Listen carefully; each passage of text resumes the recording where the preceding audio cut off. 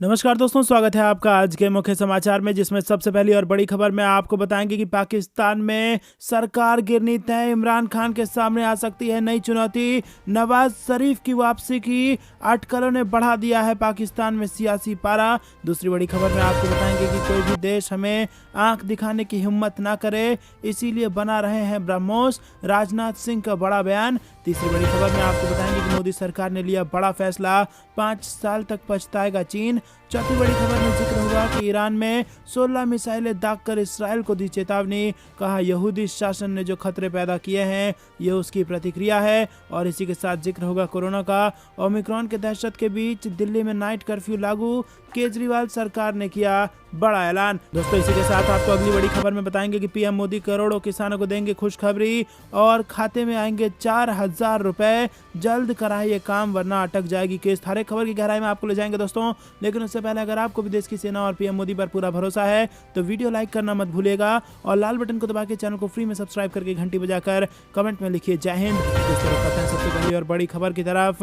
नवाज शरीफ की वापसी की अटकलों ने बढ़ाया सियासी पारा। इमरान खान की पाकिस्तान में गिरेगी सरकार। जी हाँ दोस्तों, पाकिस्तान मुस्लिम लीग नवाज के अध्यक्ष और पूर्व प्रधानमंत्री नवाज शरीफ के देश वापस लौटने की चर्चाओं ने यहाँ की राजनीति में सरगर्मी बढ़ा दी है। इसके साथ ही इमरान खान की सरकार के सामने और चुनौतियां खड़ी होने की आशंकाएं भी बढ़ गई हैं। विभिन्न मुद्दों को लेकर सरकार और विपक्ष के बीच टकराव के चलते देश की सियासी माहौल पहले ही गर्म है। वहीं आम चुनाव से पहले नवाज शरीफ के पाकिस्तान लौटने की अटकलों ने एक नई और तल्ख राजनीति बहस को जन्म दे दिया है। आपको बता दें दोस्तों कि इमरान खान की पाकिस्तान में गिरने वाली है सरकार। रुक करते हैं अगली बड़ी खबर की तरफ। कोई भी देश हमें आंख दिखाने की हिम्मत ना करे, इसीलिए हम बना रहे हैं ब्रह्मोस। राजनाथ सिंह ने दिया ये बड़ा बयान। जी हाँ दोस्तों, उत्तर प्रदेश की राजधानी लखनऊ में रक्षा मंत्री राजनाथ सिंह ने ब्रह्मोस मिसाइल यूनिट और रक्षा प्रौद्योगिकी व प्रशिक्षण केंद्र यानी कि डीआरडीओ की लैब का शिलान्यास किया और इस मौके पर मुख्यमंत्री योगी आदित्यनाथ भी मौजूद रहे। शिलान्यास कार्यक्रम के दौरान डीआरडीओ प्रदर्शनी भी आयोजित की गई। रक्षा मंत्री राजनाथ सिंह ने कहा कि हम ब्रह्मोस मिसाइल किसी पर हमला करने के लिए नहीं बना रहे हैं, बल्कि हम इसीलिए बना रहे हैं ताकि दुनिया का कोई भी देश हमें आंख दिखाने की हिम्मत ना कर सके। उन्होंने कहा कि हम आंख दिखाने वाले को जवाब देने में सक्षम हैं। रक्षा मंत्री ने कहा कि हमारा पड़ोसी देश, जिसे हमारे प्रधानमंत्री के नेतृत्व में एक नहीं 2 बार स्ट्राइक करके यह संदेश दे दिया कि अगर जरूरत पड़ी तो हम इस पार नहीं उस पार भी जाकर घर में घुसकर मार सकते हैं। रुक करते हैं अगली बड़ी खबर की तरफ। मोदी सरकार ने लिया बड़ा फैसला। 5 दोस्तों, केंद्र सरकार ने घरेलू उद्योगों को बढ़ावा देने और स्थानीय निर्माताओं को सस्ते आयात से बचाने के लिए बड़ा कदम उठा लिया है। मोदी सरकार ने 5 चीनी सामानों पर 5 साल के लिए एंटी डंपिंग शुल्क यानी डंपिंग रोधी शुल्क यानी एंटी डंपिंग ड्यूटी लगा दिया है। सरकार स्थानीय निर्माताओं को चीन से सस्ते आयात से बचाने के लिए कुछ एल्यूमिनियम के सामान और कुछ रसायनों सहित 5 चीनी उत्पादों पर 5 साल के लिए एंटी डंपिंग ड्यूटी लगाई गई है। केंद्रीय अप्रत्यक्ष कर और सीमा शुल्क बोर्ड की अलग अलग नोटिफिकेशन के मुताबिक एल्यूमिनियम के कुछ फ्लैट रोल्ड उत्पादों समेत काफ़ी सारी चीज़ें ऐसी हैं जिससे अगर वो चीन से आएगी तो उस पर ज़्यादा टैक्स वसूला जाएगा। बड़ी खबर की तरफ। 16 मिसाइलें दागकर इसराइल को ईरान ने दी चेतावनी। कहा यहूदी शासन ने जो खतरे पैदा किए हैं ये उसकी प्रतिक्रिया है। जी हाँ दोस्तों, ईरान ने अपने 5 दिन सैन्य अभ्यास के आखिरी दिन इसराइल को चेतावनी देते हुए एक के बाद एक 16 बैलिस्टिक मिसाइल दाग दी। सरकारी टीवी चैनल से ईरान के सैन्य बलों के प्रमुख मेजर जनरल मोहम्मद बाघेरी ने कहा कि हाल ही में यहूदी शासन ने जो खतरे पैदा किए हैं ये अभ्यास उनकी प्रतिक्रिया देने का है और ये युद्धाभ्यास पैगंबर ए अजदम नाम से सोमवार से ईरान में किया गया है। की बड़ी खबर की तरफ। ओमिक्रॉन की दहशत के बीच दिल्ली में नाइट कर्फ्यू लागू, केजरीवाल सरकार ने किया इसका ऐलान। जी हाँ दोस्तों, दिल्ली में कोरोना के नए वेरिएंट ओमिक्रॉन के बढ़ते केस के बीच केजरीवाल सरकार ने बड़ा फैसला किया है। राजधानी में सोमवार से नाइट कर्फ्यू लागू किया जा रहा है। रात 11 बजे से सुबह 5 बजे तक नाइट कर्फ्यू लागू रहेगी। दिल्ली में 79 लोगों में ओमिक्रॉन वेरिएंट पाया गया है। दिल्ली के स्वास्थ्य विभाग के अनुसार दिल्ली में 290 नए कोरोना मामले सामने आए हैं। कोरोना से एक की जान भी जा चुकी है। सरकार के अनुसार कोरोना पॉजिटिविटी रेट बढ़कर 0.55% हो गई है और इसके साथ क्यूमुलेटिव टैली बढ़कर 14,43,352 हो गई है। लोग कहते हैं अगली बड़ी खबर की तरफ। प्रधानमंत्री मोदी करोड़ों किसानों को देंगे खुशखबरी और इस तारीख को खाते में आएंगे 4,000 रुपए। जी हाँ दोस्तों, प्रधानमंत्री किसान सम्मान निधि योजना की 10वीं किस्त का इंतजार कर रहे किसानों के लिए खुशखबरी है। सरकार ने पीएम किसान योजना की 10वीं किस्त का पैसा जारी करने की तारीख की घोषणा कर दी है और आज से ठीक 5 दिन बाद यानी 1 जनवरी 2022 को प्रधानमंत्री नरेंद्र मोदी पीएम किसान योजना के तहत 10वीं किस्त जारी करेंगे। वहीं कुछ किसानों के खाते में पूरे 4,000 रुपए ट्रांसफर किए जाएंगे। आपको बता दें कि जिन किसानों को अभी तक 9वीं किस्त का फायदा नहीं मिला है, उन लोगों को खातों में 2 किस्त का पैसा एक साथ आएगा, यानी उनके खाते में 4,000 रुपए ट्रांसफर किए जाएंगे। लेकिन आपको बता दें कि ये सुविधा उन किसानों को ही मिलेगी जिन्होंने रजिस्ट्रेशन कराया होगा। रुक करते हैं अगली बड़ी खबर की तरफ। 15 से 18 साल तक के लोगों को लेकर बड़ा अभियान चलाने जा रही है उत्तर प्रदेश की सरकार। मुख्यमंत्री योगी ने निर्देश कर दिए हैं जारी। जी हाँ दोस्तों, आपको बता दें कि मुख्यमंत्री योगी आदित्यनाथ ने 15 से 18 वर्ष के किशोरों को टीका लगाने के अभियान को सफल बनाने के लिए वैक्सीन की उपलब्धता बनाए रखने के निर्देश दिए हैं। उन्होंने कहा है कि इसके लिए केंद्र सरकार से संपर्क में रहा जाए। कोविड टीकाकरण में उत्तर प्रदेश ने अब तक शानदार कार्य किया है और ये काम आगे भी जारी रहे, इसके लिए सभी जरूरी प्रबंध किए जाएं। किशोरों के टीकाकरण के लिए व्यापक जागरूकता अभियान चलाया जाए। वैक्सीनेशन को और तेज करने की जरूरत है। मुख्यमंत्री ने ये निर्देश रविवार को टीम 9 की बैठक में दिए हैं।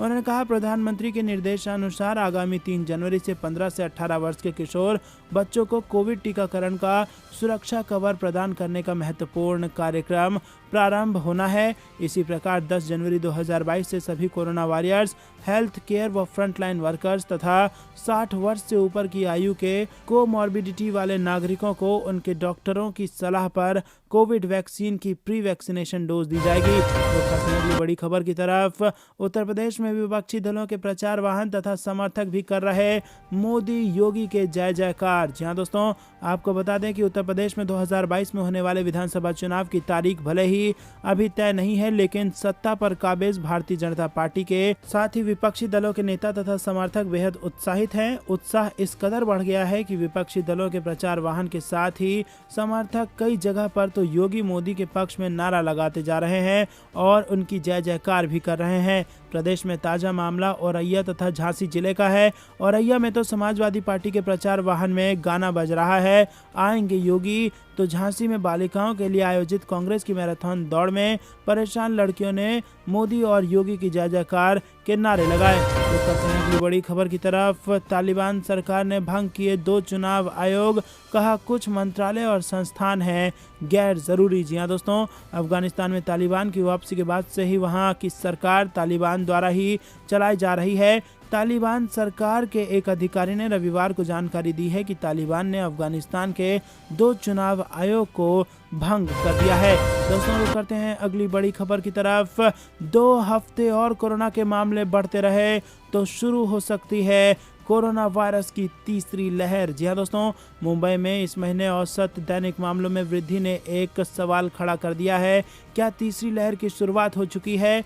स्थिति पर करीबी से नजर रख रहे महामारी और स्वास्थ्य विशेषज्ञों ने कहा कि अगर 2 हफ्ते और बढ़ोतरी जारी रहती है तो अगली लहर शुरू हो गई है। अभी के लिए त्योहार और साल के अंत में होने वाले समारोह की वजह से जारी सामाजिक आयोजनों और भीड़ के कारण है। महामारी विशेषज्ञ और स्वास्थ्य प्रणाली विशेषज्ञ डॉक्टर चंद्रकांत लहरिया ने कहा कि 1 और 2 सप्ताह के लिए निरंतर वृद्धि यह स्पष्ट कर देगी कि क्या शहर ने एक नई लहर देखना शुरू कर दिया है कि नहीं। तो करते हैं अगली बड़ी खबर की तरफ। जानिए 60 साल से अधिक के बुजुर्गों को कैसे मिलेगी बूस्टर डोज, क्या है सर्टिफिकेट जरूरी। जी हाँ दोस्तों, पीएम मोदी ने रविवार को देश को संबोधित करते हुए एक तरफ जहां 15 से 18 साल के बच्चों के टीकाकरण की शुरुआत की घोषणा की तो बुजुर्गों और फ्रंटलाइन वर्कर्स को बूस्टर डोज दिए जाने का भी ऐलान किया। पीएम मोदी ने कहा कि 60 साल से ज़्यादा उम्र के ऐसे बुजुर्ग एहतियाती खुराक ले सकते हैं जो दूसरी गंभीर बीमारियों से ग्रसित हैं।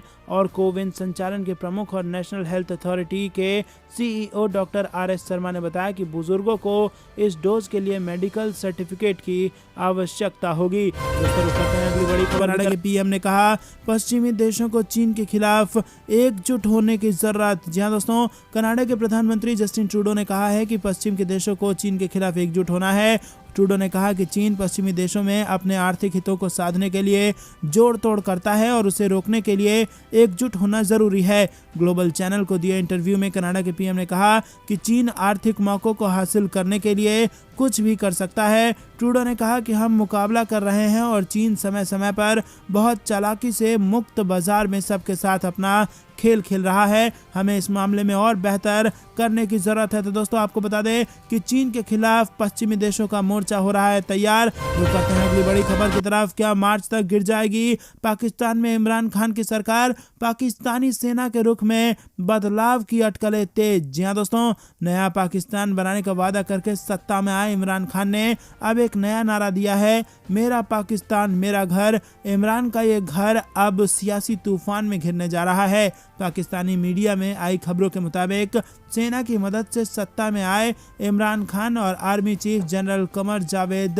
बाजवा में तल्खी बढ़ गई है और वहीं विपक्ष ने जनरल बाजवा को अपने पाले में कर लिया है। यही नहीं, खुद इमरान खान की पार्टी पाकिस्तान तहरीक-ए-इंसाफ में भी नेता इमरान खान से खुश नहीं है। दावा किया जा रहा है कि मार्च तक इमरान सरकार पर संकट के बादल आ सकते हैं। गत बुधवार को ही पाकिस्तान के नेशनल असेंबली के स्पीकर को संसद का सत्र स्थगित करना पड़ा। इसकी वजह यह रही कि इमरान खान 2 विधेयकों को पारित करने के लिए जरूरी संख्या बल ही नहीं जुटा सके थे। इससे इमरान खान काफी नाराज हुए हैं। एक तरफ इमरान खान के सहयोगी उनका साथ नहीं दे रहे हैं, वहीं देश में इस बात की अटकलें भी तेज हो गई हैं कि पाकिस्तानी सेना भी उनसे किनारा कर रही है। दोस्तों करते हैं अगली बड़ी खबर की तरफ।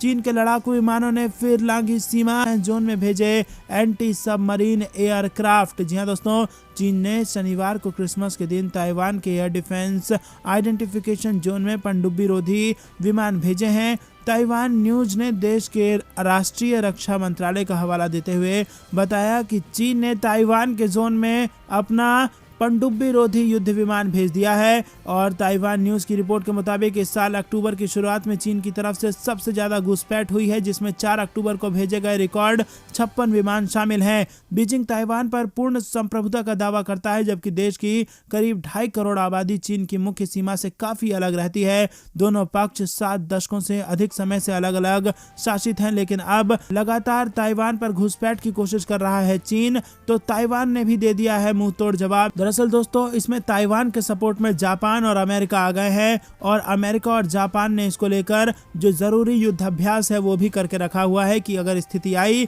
तो युद्ध में कूदा जाए। रुक करते हैं बड़ी खबर की तरफ। दक्षिण कोरियाई तटरक्षक बल ने चीन के नाव को कर लिया जब्त। जी हाँ दोस्तों, दक्षिण कोरिया के तटरक्षक बल ने एक चीन की मछली पकड़ने वाली नौका को जब्त कर लिया है। इसकी जानकारी अधिकारियों ने दी है और योनहाप समाचार एजेंसी ने बताया कि दक्षिण पश्चिम तट पर मोकपो में स्थित तटरक्षक बल ने शनिवार को कहा कि उसने सियोल में लगभग 350 किलोमीटर दक्षिण में जियोला प्रांत के सिनान में स्थित एक द्वीप के पास शुक्रवार को चीनी नौका को जब्त कर लिया है। करते हैं अगली बड़ी खबर की तरफ। भाजपा की जीत का दावा, कासगंज में दहाड़े अमित शाह बोले अब की बार 300 पार। जी हाँ दोस्तों, केंद्रीय गृह मंत्री अमित शाह तय कार्यक्रम से करीब 1 घंटे देरी से कासगंज पहुंचे। उनका हेलीकॉप्टर पुलिस लाइन में बनाए गए हेलीपैड पर उतरा और वहां उप मुख्यमंत्री केशव प्रसाद मौर्य ने केंद्रीय गृह मंत्री का स्वागत किया। इसके बाद वो कार्यक्रम स्थल पहुंचे। अमित शाह ने भारत माता के जयकारे से संबोधन शुरू किया। उन्होंने कहा कि ब्रज क्षेत्र भाजपा का गढ़ था और है और रहेगा।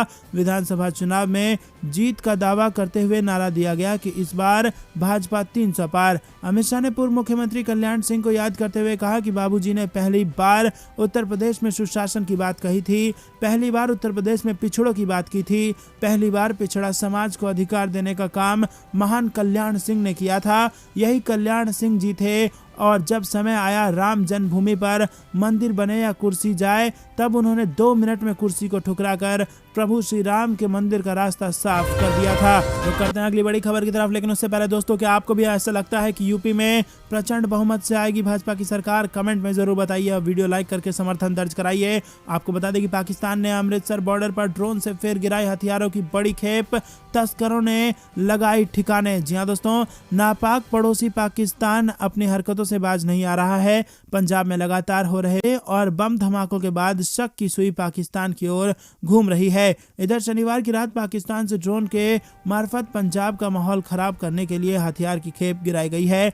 भारत पाकिस्तान सीमा पर स्थित बॉर्डर ऑब्जर्विंग पोस्ट राजाताल के पास पाकिस्तानी ड्रोन ने फिर हथियारों की खेप गिराई है। शनिवार की देर रात हुई घटना के बाद बीएसएफ और पुलिस का संयुक्त ऑपरेशन उक्त इलाके में चलाया गया। सुरक्षा एजेंसी ने ड्रोन द्वारा गिराए गए सामान के सबूत दिए हैं। दोस्तों, रुक करते हैं अगली बड़ी खबर की तरफ। दिल्ली में फिर बंद होंगे स्कूल, पॉजिटिविटी रेट बढ़ते ही लागू होगा कोविड का सुरक्षा प्रोटोकॉल। जी हां दोस्तों, दिल्ली में अगर कोरोना केस बढ़ रहे हैं तो स्कूल एक बार फिर बंद किया जा सकता है। प्रशासन का निर्देश है कि कोरोना पॉजिटिविटी रेट यदि लगातार 2 दिनों तक 0.5% से अधिक होता है तो फौरन कोविड सुरक्षा प्रोटोकॉल लागू कर दिया जाएगा, जिसके तहत स्कूल कॉलेज बंद कर दिए जाएंगे। बता दें कि राजधानी में कोविड-19 पॉजिटिविटी रेट शनिवार 25 दिसंबर को 0.43% दर्ज किया गया है। ऐसे में यदि संक्रमण के मामले काबू में नहीं आते हैं तो जल्दी ही स्कूलों पर फिर ताले लग सकते हैं। सरकार कोरोना संक्रमण की दर, एक्टिव मरीजों की संख्या और अस्पतालों में भर्ती मरीजों की संख्या के आधार पर प्रतिबंध तय करेगी। हालांकि जानकारी के अनुसार दिल्ली में कक्षा 1 से 5 तक के छात्रों के लिए स्कूल 27 दिसंबर 2021 से खुलने वाले थे।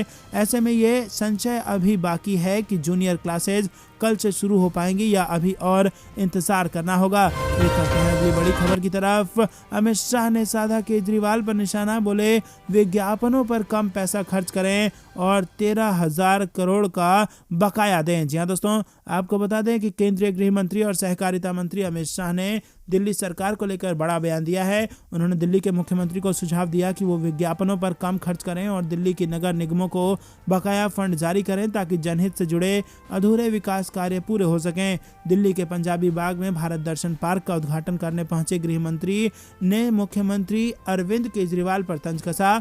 बीजेपी नेता ने कहा कि दिल्ली के मुख्यमंत्री विज्ञापनों पर कम पैसा खर्च करें और नगर निगमों को 13,000 करोड़ रुपए की बकाया राशि दें। रुक करते हैं अगली बड़ी खबर की तरफ। रक्षा मंत्री राजनाथ सिंह ने ब्रह्मोस यूनिट का किया शिलान्यास। योगी आदित्यनाथ की तारीफ कर बोले कि यूपी में अब अपराधियों की नहीं बुलडोजर वालों की बल्ले बल्ले। जी हां दोस्तों, रक्षा मंत्री राजनाथ सिंह ने ब्रह्मोस यूनिट का शिलान्यास करते हुए कहा कि यूपी के रक्षा उत्पाद के क्षेत्र में बड़ी उपलब्धि है। इससे प्रदेश की अर्थव्यवस्था में एक नया अध्याय जुड़ जाएगा। इसके लिए डीआरडीओ व उनकी पूरी टीम को बधाई। राजनाथ सिंह ने कहा कि यूपी तेजी से विकास के रास्ते पर आगे बढ़ रहा है। मुख्यमंत्री योगी आदित्यनाथ ने कहा कि मैं जल्द से जल्द भूमि उपलब्ध करा दूंगा। मुझे लगा 6 महीने तो लगेंगे ही, लेकिन 1.5 महीने के अंदर उपलब्ध करवा दी गई। रक्षा मंत्री राजनाथ सिंह ने कहा कि हम ब्रह्मोस दुनिया के देशों पर हमला करने के लिए नहीं बना रहे हैं। यह हमारे देश का चरित्र नहीं है। हमने ना हमला किया है ना जमीन कब्जाई है।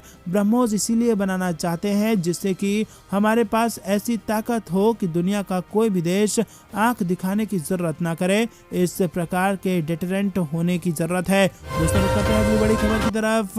तीसरी लहर के अंदेशों के बीच कोलकाता की सड़कों पर जन सैलाब, कोरोना प्रोटोकॉल की उड़ गई धज्जियां। जी हां दोस्तों, कोरोना और इसके नए वेरिएंट ओमिक्रॉन के चलते एक बार फिर स्थितियां बिगड़ती दिख रही हैं। वायरस की पहली 2 लहर से सबक लेते हुए केंद्र और राज्य सरकारें खास सतर्क और सक्रिय नजर आ रही हैं। कई राज्यों में नाइट कर्फ्यू का भी ऐलान कर दिया गया है, लेकिन कई जगह लोग कोरोना प्रोटोकॉल का पालन न करने की जिद लिए बैठे हैं। क्रिसमस के दौरान ऐसा ही कुछ देखने को मिला पश्चिम बंगाल के कोलकाता में, और यहाँ मानो सड़कों पर जन सैलाब उमड़ गया हो। रुक करते हैं अगली बड़ी खबर की तरफ। कासगंज से यूपी का चुनावी बिगुल फूकेंगे अमित शाह। पश्चिमी उत्तर प्रदेश के 150 सीटों पर बीजेपी की नजर। जी हां दोस्तों, अलीगढ़ के कासगंज के 12 मैदान में अमित शाह एक जनसभा को संबोधित करेंगे और अमित शाह की रैली को लेकर बीजेपी ने पूरी तैयारी भी कर ली है। जो करते हैं अगली बड़ी खबर की तरफ, जो कि जम्मू कश्मीर से आ रही है। अनंतनाग में आतंकियों और सुरक्षा बलों के बीच मुठभेड़, एक दहशतगर्द हो गया है ढेर। जी हाँ दोस्तों, जम्मू कश्मीर के अनंतनाग में सुरक्षा बलों को कामयाबी मिली है और सुरक्षा बलों ने मुठभेड़ में एक आतंकी का खात्मा कर दिया है और वो कई वारदातों